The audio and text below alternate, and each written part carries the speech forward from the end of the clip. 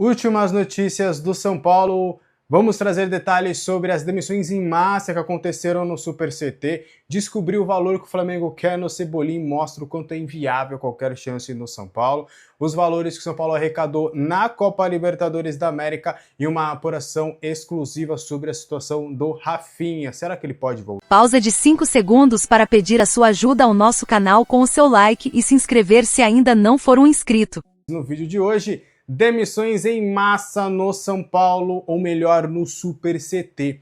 Informação que foi dada primeiro lá pelo pessoal do UOL, a gente vai trazer mais alguns bastidores. Vocês vão lembrar, durante a semana eu já tinha falado, né, que a gente trouxe com exclusividade de que algumas demissões iriam acontecer no Super CT nas próximas semanas. Do que eu tinha de informação, eram pelo menos ali de 15 a 20 demissões que poderiam acontecer, tudo porque há um entendimento de que processos precisam ser modificados. Vai ter a chegada do ambulatório, que ainda está em fase final de conseguir ali as licenças para de fato já conseguirem estar instalados no Super CT. O Eduardo Howen, que é um nutrólogo, ele vai assumir mais processos ali internamente. Ele, por exemplo, é o mesmo nutrólogo do Lucas Moura e trabalha com vários outros atletas como o Pablo Maia e todos os outros. Ele foi o responsável também pela entrada do TecFoot em Cotia e também no Super CT. E aí a ideia é profissionalizar, trazer outros profissionais, porque há um entendimento da nova diretoria de que alguns processos precisam ser modificados, porque há um entendimento de que é um sangue novo, sabe? É você trazer pessoas com ideias diferentes, você conseguir trazer atualizações. Até quando a gente vai apurar, eles evitam falar, não, as culpas das lesões, eles são culpados, a gente precisa melhorar, eles falam muito num sentido de, cara, tem gente aqui que, por exemplo, está há muito tempo, vamos dar uma mexida, vamos dar uma modificada só para sair da zona de conforto, trazer sangue novo, trazer cabeça fresca. Então é mais ou menos nesse cenário. Aí foram 7 demissões que aconteceram na última sexta-feira e mais algumas devem acontecer ainda já nas próximas semanas. A ideia é, na volta do elenco ao Super CT, que deve acontecer no dia 12 de janeiro, tá? O elenco vai fazer a reapresentação no dia 2 de janeiro, mas eles vão lá para Cotia. E aí depois de Cotia eles vão direto lá para Mirassol enfrentar a equipe mandante pela estreia do Paulistão. E aí, por fim, volta para o Super CT para poder fazer ali já os treinamentos da temporada e já vai estar com tudo reformulado. Foram demitidos no São Paulo o Luiz Fernando de Barros, ele é da fisiologia, ele era um dos chefes ali do departamento médico, ele é filho do Dr. Turíbio de Barros, né, que é o Dr. Turíbio de Leite Barros, ele que é uma figura muito conhecida do São Paulo, sempre, né, os torcedores falam com carinho do tempo áureo, em que ele também esteve fazendo parte do departamento médico, e aí o filho dele acabou sendo desligado.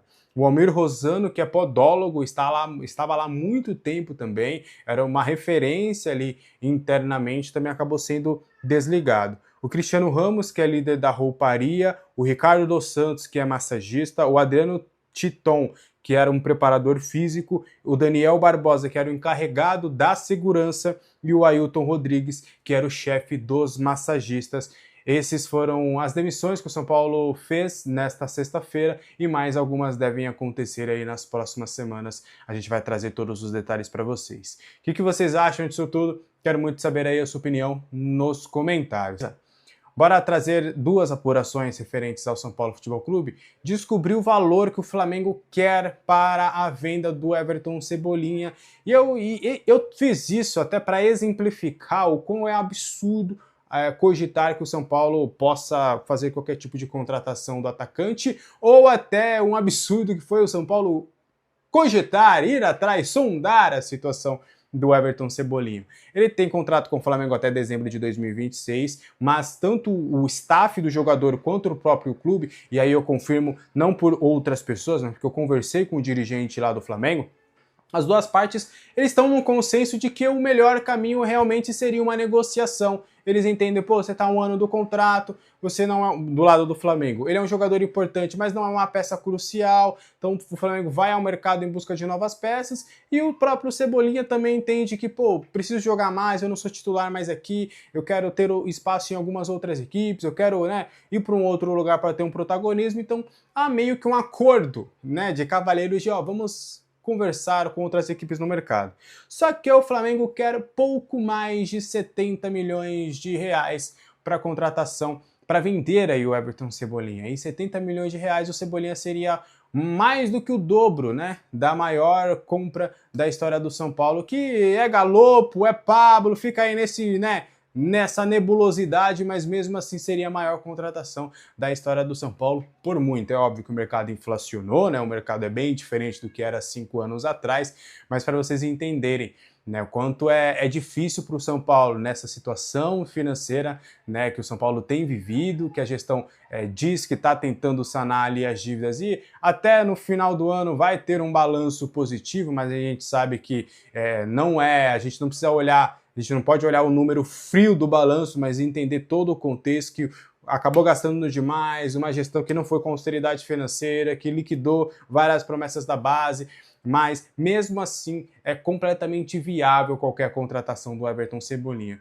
Jogo para você aí, se, digamos, São Paulo tivesse ali alguém para bancar, você acha que 70 milhões pelo Cebolinha seria uma boa? Quero saber aí a sua opinião nos comentários. Para a gente fechar o vídeo de hoje, você poder curtir seu sabadão, né? Para você poder aproveitar aí o seu sabadaço. Seguinte, Rafinha pode voltar ao São Paulo como dirigente? Bora explicar várias situações, porque eu quero deixar isso muito bem claro, porque isso até me incomodou na coletiva do Rui Costa, porque eu meio que deu uma passada de mentiroso ali para mim, entendeu? Porque eu que dei informação, mas aí eu fui atrás, eu tô desde aquela coletiva entendendo vários cenários e aí a gente conseguiu trazer uma clareza de detalhes, tá? Primeiro, eu trago a informação com exclusividade de que o São Paulo estava estudando a possibilidade do Rafinha se tornar dirigente do São Paulo para o próximo ano. Confirmei com as duas partes, São Paulo e o próprio entorno do jogador, que existiria uma conversa para entender de fato ali o que o Rafinha poderia fazer para a próxima temporada. Atualmente ele é comentarista, ele ainda não tem ainda uma clareza. Naquela época, né, eu não chequei agora de novo com o staff do Rafinha, mas ele não tinha uma clareza do que ele queria fazer para a próxima temporada. Ele tá pensando se vira técnico, tá pensando se continua como comentarista, tá pensando se vira dirigente, e aí o São Paulo queria conversar com o Rafinha nesse quesito. Só que aí o Rui Costa, vocês vão lembrar naquela coletiva que ele deu, ele foi perguntado, e ele fala, não passou aqui em nenhum momento essa possibilidade e tudo mais, posso te falar, não sei, tudo. Ele desmentiu tudo isso. Só que é muito bom quando a gente consegue trazer uma riqueza de detalhes, trazer apuração, trazer outras versões, porque a gente mostra que, por mais que a gente possa errar, a gente está suscetível a isso, tá? Mas a gente tenta fazer o máximo possível um trabalho honesto, um trabalho minimamente competente e com credibilidade. Vamos lá! Quem era o principal entusiasta e estava fazendo essa ponte para o Rafinha se tornar dirigente do São Paulo era Carlos Belmonte. Carlos Belmonte se tornou amigo do Rafinha, né? Eles são hoje amigos, né? E devem continuar a sua amizade agora mesmo os dois fora do São Paulo. E o Belmonte, ele diagnosticou que o elenco precisa do Rafinha. Que o Rafinha ele é uma liderança tão importante, ele tem uma influência tão grande com esse grupo que seria interessante e vantajoso ali ele trazer o Rafinha para essa esfera do departamento de futebol profissional, mesmo que fosse para trazer ele para um novo cargo ou para ser um auxiliar permanente ou alguma coisa para ter o Rafinha ali no dia a dia, porque o Rafinha, por exemplo, ele ainda é os relatos, né? Eu não estou no grupo, mas que ele ainda é administrador de grupo de jogadores, que ele sempre é ouvido, que vira e mexe ele vai lá no CT, às escondidas ali, para trocar uma ideia com a galera. Ele foi pelo menos umas 3, 4 vezes esse ano ali conversar com os jogadores, ir lá. Então ele é praticamente alguém do grupo, mesmo não jogando. Então o Belmonte queria trazer o Rafinha para 2026 justamente para ele ter essa influência positiva. Só que o Belmonte saiu. E agora essa nova diretoria, quando eu entro em contato, já confirmando a informação, tá vendo? O cara falou aqui e tal, e aí? vai falar que eu menti agora, tal. Falei, então não estamos pensando no Rafinha neste momento.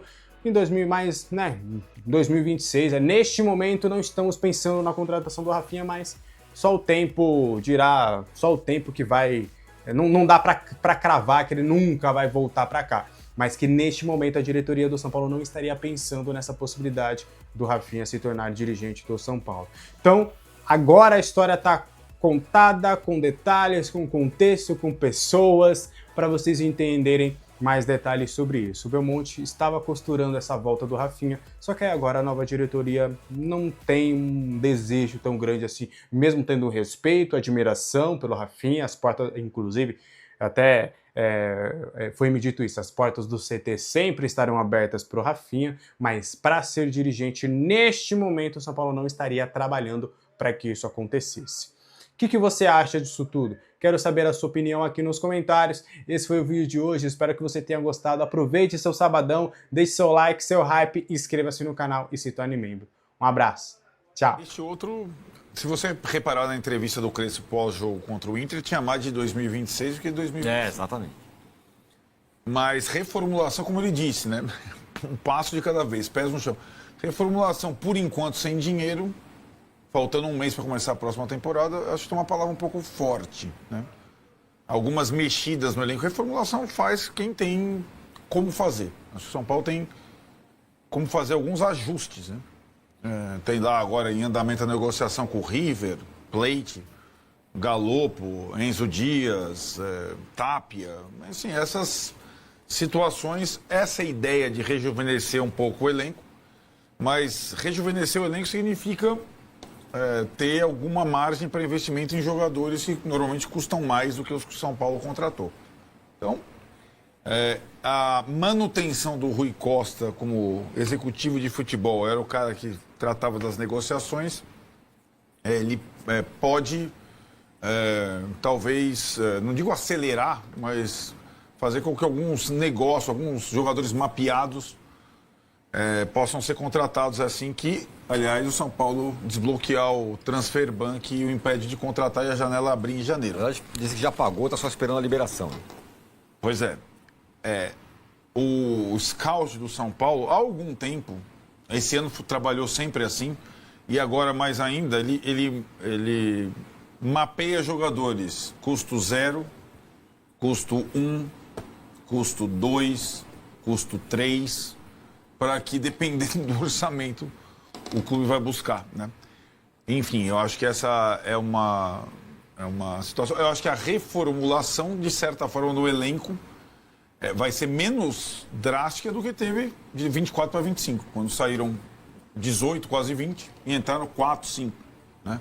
Durante a temporada. Aquilo foi uma reformulação, parecia discreta, porque vários já não estavam sendo aproveitados, mas acho que vão ser pequenos movimentos, Tironi. Alguns caras, por exemplo, lá, o Dineno, que está voltando a jogar agora, né? Voltando a jogar não. Voltando de lesão agora, já está treinando normalmente, o contrato dele acaba no final do ano, não será renovado. Essas situações mais simples. Outras que contemplam o final de contrato, como o do Luiz Gustavo, por exemplo, que sinalizou que quer jogar mais um ano. Essa é uma boa discussão. Ele termina o ano jogando bem, porém, vale a pena ficar com um jogador que tem um custo, já tem essa idade e tudo mais por mais uma temporada. A liderança dele é muito importante. Então, isso vai ter que ser pesado na hora de manter um, tirar outro e assim por diante. Ele faz 39 em julho. Exato. De fato jogou bem no fim da temporada. Bom, quem apareceu lá, hoje teve treino lá no São Paulo, Massa. Quem sabe quem apareceu lá? Quem? Não jogou, não fez nada, só deu um alô pra galera. Quem? Oscar. Ainda afastado ali, em repouso, não sabe qual vai ser do futuro dele. O futuro dele vai ser no São Paulo. De qualquer forma, ele tem vínculo, né? Vai continuar com vínculo. O problema dele não era tão grave quanto se imaginou no começo.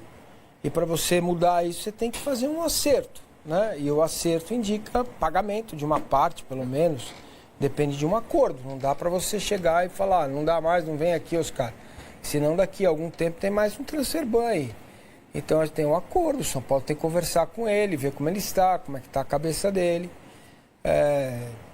Assim, para o modelo do São Paulo, me parece seria melhor buscar um acordo, sabe? Pagar menos durante um tempo, talvez maior, para que você pudesse ter um jogador que conseguisse atuar mais jogos durante a temporada. É difícil falar isso, né? Acho que o torcedor vive com o Oscar, aquele Oscar, aquele Oscar, aquele Oscar. Mas a temporada mostrou que é muito difícil para ele manter uma sequência, jogar e tal. Apesar da contusão mais grave não ter sido por esforço, né? Foi uma falta, caiu ali, bateu um lance na área que o juiz não marcou pênalti, que fraturou ali a vértebra e tal. É uma coisa que pode acontecer com qualquer um. Não precisa ser um jogador forte ou fraco, caiu de mau jeito, pode acontecer. Mas a gente avisou aqui, né, que esse tipo de reforço é para jogar 45, 35, 45 jogos durante a temporada, né? E não é o que o São Paulo precisa nesse momento. Unindo o hoje ou amanhã, né, o jogo de domingo com 2026, tem uma questão que ela pesa bastante pro início da temporada, que é pré-Libertadores ou não, né? Porque se tiver pré-Libertadores, podendo ser de 2 a 4 jogos, junto com o início do Paulista precoce, com o início do Brasileiro precoce, o São Paulo vai ter que ter, como disse o técnico, número de jogador. Número de jogador. Não apenas qualidade de jogador. Você acha que assim para o campeonato estadual, assim, para o diplomão dos contundidos, quem que vai poder estar apto, não no sentido que vai voltar a ser o que já era, porque a gente não sabe, tem um risco, mas Lucas, Caleri, só 2 caras... com certeza. Só 2 dos machucados, são vários com certeza. Não, vamos lá, dos machucados graves, né? Dos machucados leves, né? Quem vai iniciar a pré-temporada, em tese, em boas condições. O Enzo Dias, que operou na Argentina, o Wendel, que se recuperou da fascite plantar, são os 2 laterais esquerdos. O Caleri, que já está treinando quase que normalmente. E o Hugo, que era o menino da base, do Sub-20, que rompeu o cruzado no final da Copinha. Na final da Copinha. Então são 4. O Lucas é uma incógnita, o André Silva é uma incógnita, o Oscar é uma incógnita. Quem mais os machucados? Esses 3 aí que são jogadores importantes. A gente não sabe como voltarão. Lembrando aquilo, né? O falou sobre isso. Exatamente. Nós não somos ninguém, né? Eu não sou ninguém para falar o que o Oscar deve fazer, obviamente, né? Isso é uma decisão que é ele que tem que tomar e tá tudo certo. Se eu tenho uma história belíssima no futebol, linda, vivi a época áurea da China, quando a gente soube que jogadores medianos, não era o rei da China como ele, o craque dos times e tal, jogadores mais ou menos ganhavam 3,5 milhões, 4 por mês. Jogador meia boca, normal, posições que nem decide jogo, 3 a 4 milhões. Então você imagina o quanto jogavam os expoentes na China e quanto fizeram de dinheiro por mês. Tem história linda, Copa do Mundo e tudo mais. Aos 34 anos, eu faria uma despedida bonita e cuidaria da minha família e iria viajar e curtir tudo que eu deixei de curtir minha família pelos compromissos de futebol que os jogadores têm que ter. Mas isso é uma decisão que ele tem que tomar, nós não somos ninguém para tomar no lugar dele. Mas depois de um susto como esse, sinceramente, depois de tudo que eu já tenho como patrimônio e toda a carreira linda que eu criei, eu não teria a menor dúvida. Você vê, né? Mas é... difícil, viu? Então, eu acabei de trazer a coisa do Luiz Gustavo. O cara tem 39, embolia pulmonar, vida feita e tal, e o cara quer continuar jogando. Pois é, isso né? Que eu ia falar. Outro problema, não é um problema cardíaco. Então, mas se o Crespo tiver mais 5 ou 6 opções, com idade, né, entre 24 e 26, 23 e 26 anos, jogadores com alguma qualidade, o Luiz Gustavo pode ser útil, cara. Uhum. Né? Sim, ele pode. vai ser útil em algum momento, não dá pra colocar o cara... Até porque é um 39 profissional pra caramba, até onde a gente sabe. Ele terminou bem o ano. Ele terminou bem o ano. Ele teve uma doença, é diferente. Sim. Tá? Uma doença qualquer um de nós pode ter e paciência. Agora, ele pode ser útil, né? A mesma coisa o Oscar. O que pega é a relação quanto entrega e quanto... Custo. Exato. O custo, né? Quanto custa. Aí é difícil. Isso que o professor também falou sobre o Oscar, né? Queria ouvir de vocês. Claro que se você analisar friamente, parece uma decisão simples. Cara, eu fiz tudo, eu sou milionário, minha carreira é legal, joguei Copa do Mundo. Mas não é, né? Talará. Então seria uma decisão mais fácil do cara tomar. O cara tem aqui o problema que ele teve e no dia seguinte ele falou, independentemente do exame que aconteceu, eu parei, já deu. Mas não, estava lá hoje, foi lá conversar com as pessoas, foi... Não, na verdade ele está só cumprindo até agora, como o Massini falou, o problema dele não foi tão grave como se imaginava. Muita gente imaginou que já fosse uma coisa taxativa de impedimento da continuidade da carreira. Não foi. E ele, depois que ele teve a alta, cumpriu um protocolo de repouso e hoje voltou para a primeira atividade na sala de musculação, etc e tal, né? Tá dentro do período do retorno dele. Ele voltaria um protocolo, ao né? centro de treinamento antes de acabar o ano, a temporada. Além de tudo, é a última viagem dos jogadores, né? Alguns já estão, um está suspenso, outro está machucado. É o último encontro entre eles. É aquilo, as férias vão ser reduzidas para todos, a reapresentação é antes para todos, a pré-temporada é curta para todos. Ainda mais quem ficar na Copa do Brasil, os 4, e no Mundial, caso do Flamengo. Então, dia 21. Todo clube é assim, acabou o jogo dia 7, às 18 horas, cada um vai pegar o voo para um lugar, acabou. Não precisa nem voltar para ninguém.